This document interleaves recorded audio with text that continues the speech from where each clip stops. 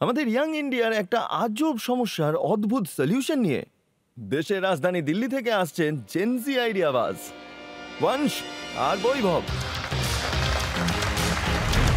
আরে ভাই, ও তো আমার মাথা খারাপ করে রেখে দিয়েছে। আর অনেক বেশি ভাই।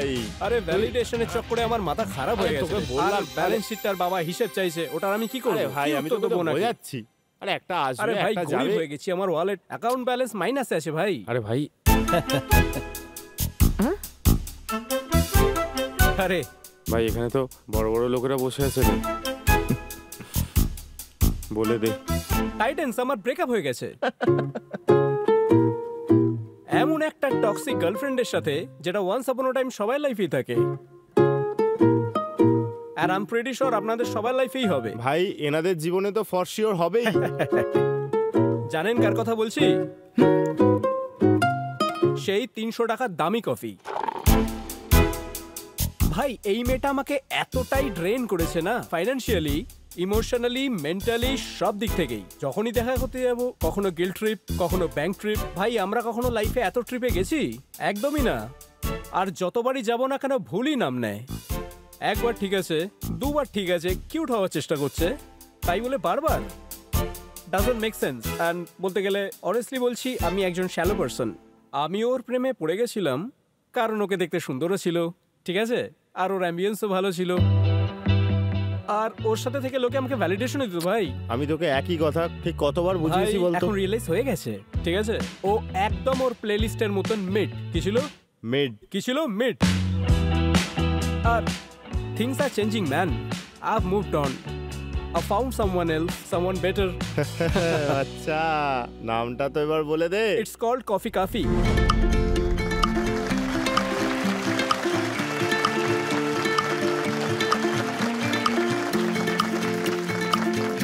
দারুণ ব্যাপার তো ভাই, ব্লু অ্যান্ড বিউটিফুল বলেইছিলাম আমি।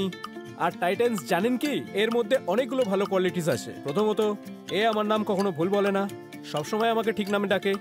দ্বিতীয়ত, যখন আমি কান্নাকাটি করে বাবার থেকে পকেট মানির ভিকে চাইতাম, এ সেটাও ওয়েস্ট হতে দেয় না। আর তৃতীয়ত, এটা এতটাই লো মেইনটেনেন্স যে আমাদের যে ডেটস হয় সেটা 100-150 টাকার মধ্যেই কমপ্লিট হয়ে যায়। আর সত্যি বলতে গেলে, আই হ্যাভ ফাউন্ড মাই সর্বগুণ সম্পন্ন, আর আমি একেই বিয়ে করব। আর হ্যাঁ, আর আমার যে ওই টক্সিক এক্স গার্লফ্রেন্ড ছিল না, দামি কফি, ওকে আমি একটা কথা বলতে চাই। আমি জানি তুমি আমাকে টিভিতে দেখছো, স্টক তো তুমি করবেই। এবার কান খুলে আমার একটা কথা শুনে নাও। ওভারচার্জ করার জন্য অন্য কাউকে খুঁজে নাও, গোল্ড ডিগার। আমার তো হয়ে গেছে রাম রাম।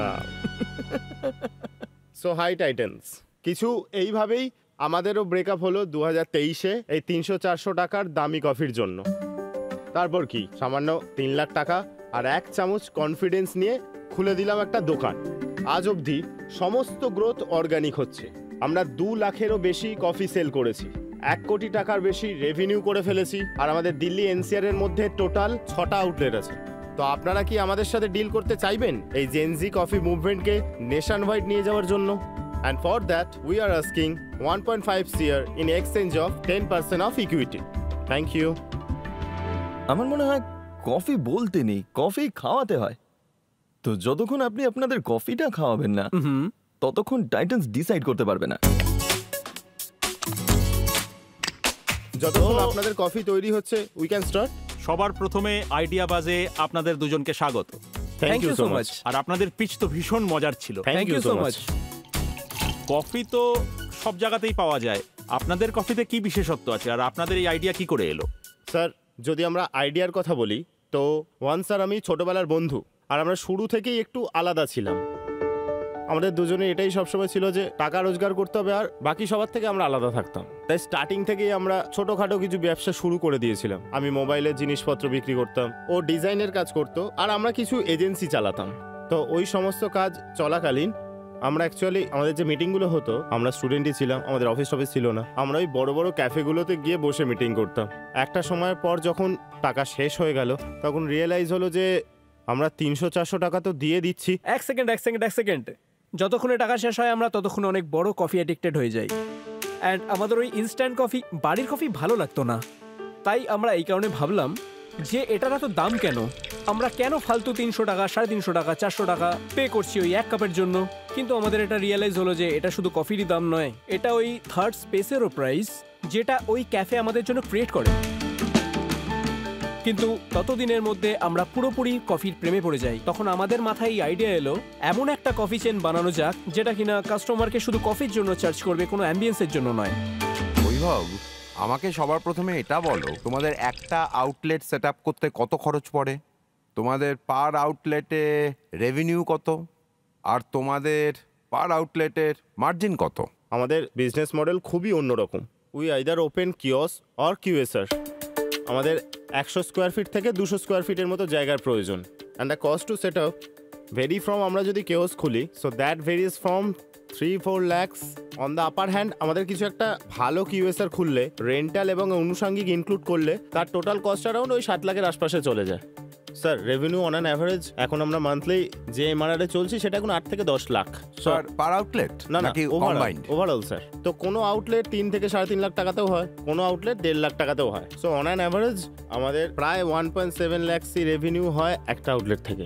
100% এর মধ্যে স্যার 45% ইজ আওয়ার ডাইরেক্ট কগস। যে আপনি কফিটা খাচ্ছেন, যে প্রোডাক্ট আপনি হাতে পাবেন, তার কস্ট হচ্ছে 45%। After that 30% goes into our direct cost, যেমন ধরুন স্যালারি, রেন্টাল এক্সেট্রা। 12 থেকে 13% আমাদের কোম্পানি এক্সপেন্সেস, মিসলেনিয়াস এক্সপেন্সেস ওই সব মধ্যে থাকে, যেখানে আমরা লজিস্টিক ওই সব জিনিস ইনক্লুড করে দিই। আর বেঁচে থাকা আমাদের 12 থেকে 13% ওটা আমাদের প্রফিটে। তোমাদের পার কাপ কফির দাম কত? স্যার আমাদের কফি মেনু স্টার্ট হয়ে যায় 49 রুপিস থেকে 139 রুপিস অবধি যায়। যখন আমরা কফি খেতে যাই না, তখন ওই এনভায়রনমেন্টটা খুব ম্যাটার করে। কোথায় খাচ্ছি, কি ধরনের কাপে খাচ্ছি। তো আপনি সবাইকে এই এক্সপিরিয়েন্সটা কিভাবে দেবেন? আই থিঙ্ক এক্সপিরিয়েন্স শুধু বসে বসে আসে না। আমাদের যেটা টার্গেট, যারা জেনজি, যারা কলেজ স্টুডেন্ট, তাদের কাছে সময়ও থাকে না। They are always looking for something grab and go. আমাদের একটা স্টোর আছে যেটা দিল্লি বিশ্ববিদ্যালয় মেট্রো স্টেশনের কাছে। ওখানে বাচ্চারা মেট্রো করে কলেজে আসে, স্টেশন থেকে নেবে, right after the exit from the station, ওটাই আমাদের প্রথম স্টোর। তো তখন ওরা কফি নিয়ে ওদের কলেজে চলে যায়। হতে পারে আমরা সবাই জাজেস, জেনজি নয়। হতে পারে আজকালকার ট্রেন্ড নিজের গার্লফ্রেন্ডকে স্টেশনের বাইরে কফি খাওয়াতে নিয়ে যাওয়া। We are out of touch, I guess. I am not out of touch at all. আপনি নিজের কথা বলুন। আমি তো বলি আমি আউট অফ টাচ। হতে পারে এখনকার ট্রেন্ড এটাই। বংশ আর বৈভব, মাই ফার্স্ট রিয়াকশন, আপনাদের যে pitch, that is only around price, price and price. So price cannot be the only differentiator of your product. দ্বিতীয় অসুবিধাটা হচ্ছে আপনারা দুজনেই coming from a non coffee brewing background. There is a science to brewing coffee. So what is the differentiating factor there? আমাদের main differentiator হচ্ছে accessibility. Coffee খাওয়ার Specialty একটা coffee। আলাদাই পরিবেশ হয়। ওটা যতক্ষণ সিরিয়াস রাখবো স্যার, ততক্ষণ আমরা কফিকে নাম্বার 1 বেভারেজ বানাতে পারবো না। সেই জন্য ওই এনভায়রনমেন্ট আমরা সিরিয়াস থেকে সুইচ করে ফানে করেছি। স্যার আপনি যে বললেন যে আমরা আনএক্সপিরিয়েন্স ব্যাকগ্রাউন্ড থেকে এসেছি, স্যার আপনি আমাকে যে কোনো প্রশ্ন করতে পারেন, রোস্টিং থেকে ব্রুইংস পর্যন্ত। I can answer everything. আমি মিথ্যে কথা বলবো না। আমার এর মধ্যে 2 বছর চলে গেছে স্যার। স্যার ওটা কোনো সায়েন্স ছিল না, ওটা একটা আর্ট। এবার কফি খাওয়ান। স্যার আপনার কফি রেডি হয়েই গেছে।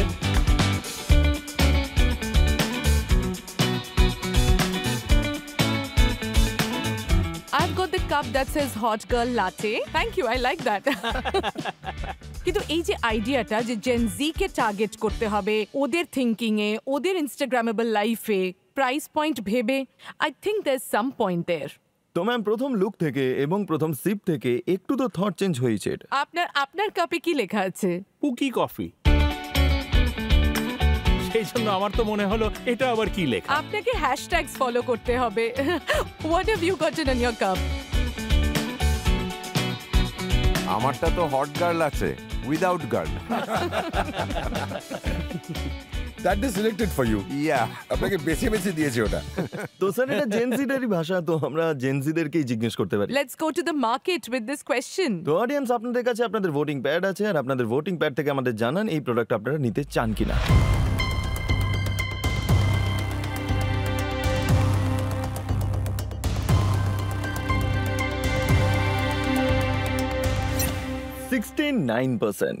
Audience is saying they are interested in this product. তো বলুন টাইটান্স, আপনারা কি ডিল করতে চাইবেন? Your focus with the current business model যেটা আছে, I don't feel best quality bins, best quality service, best quality kiosk, good graphics, good signage, good cups. and the cost is not going hand in hand. এই দুটো ব্যাপার আমি ঠিক বুঝতে পারছি না, এই কারণে আই এম আউট। এরা যে সেলের ব্যাপারে বলছেন তা প্রতি আউটলেটে 3 লাখ টাকা বলছেন, আর দিল্লির মতো শহরে যদি ওরা ওভারঅল সেল বাড়ানোর চেষ্টা করেন আর যদি ভালো প্রাইস পয়েন্ট থাকে তো সেল আমার মতে অনেক বেশি হওয়া উচিত। হ্যাঁ, আর যেহেতু সেল অনেক কম আসছে আর কফির প্রচন্ড কম্পিটিশনও রয়েছে, আর সেই হিসেবে তো আমার মনে হয় আমার মডেলটা ভালো লাগছে না। I am kind of out. Even though I truly praise you guys, খুব ভালো প্রেজেন্ট করেছো। আর আই হোপ তোমাদের ইনস্টাগ্রামকে আমি ফলো করব আর তোমাদের ভিডিওগুলো দেখব, Sure. আর hopefully we will meet again. একদম, থ্যাংক ইউ। আই থিঙ্ক আপনারা হয়তো ফান্ডিং পাচ্ছেন না, কিন্তু একদিকে আমাদের সবার থেকে অ্যাটেনশন পাচ্ছেন টু সি যে আগে গিয়ে কফি কাফি কি করে নিজেকে একটু টুইস্ট দিয়ে ফোকাস অ্যাট্রাক্ট করতে পারে। Wishing you boys good luck. Thank you Thank you so much, and sir. Good luck. Thank you so much. আর আশা করছি আইডিয়া বাসের মঞ্চে আপনাদেরকে আবার দেখতে পাবো। ইনভেস্টমেন্ট আমরা পাইনি, কিন্তু তাতে আমাদের কোনো সমস্যা নেই। যতজন টাইটেন্স ছিলেন তারা প্রত্যেকেই তাদের রেসপেক্টিভ ইন্ডাস্ট্রিতে এক্সপিরিয়েন্স, আর যা যা উপদেশ ওনারা আমাদের দিয়েছেন আই থিঙ্ক ওটা আমাদের জন্য খুবই ভ্যালুয়েবল। তো আমরা অডিয়েন্স কোয়েশ্চেনটা নিয়ে নিই। আচ্ছা, কে জিজ্ঞেস করতে চাইবেন? আমার নাম হলো ইয়াশা লালকা। আমার সব টাইটেন্সদের কাছে প্রশ্ন হলো যে ফান্ডিং কি একটা হার্ডল ফর ইয়ং এন্টারপ্রেনিউরস নাকি অন্য কিছু? বলুন শেলি ম্যাডাম। হ্যাঁ, কারণ উনি তো ইয়াং বলেছেন, তাই লেট মি আনসার। না, আমার মনে হয় শুরুর দিকে প্রায় সকল এন্টারপ্রেনার্স এই ভুলটা করে থাকে যে ওরা ফান্ডিং এর ব্যাপারে বেশি ভাবে, তাতে একটু বেশি মাথা খাটায়, তাতে অনেক বেশি এনার্জি দেয়, আর আইডিয়াতে কম এনার্জি দেয়। যদি আপনার আইডিয়া ভালো হয় তাহলে সেটা ফান্ডিং এমনিতেই পেয়ে যাবে।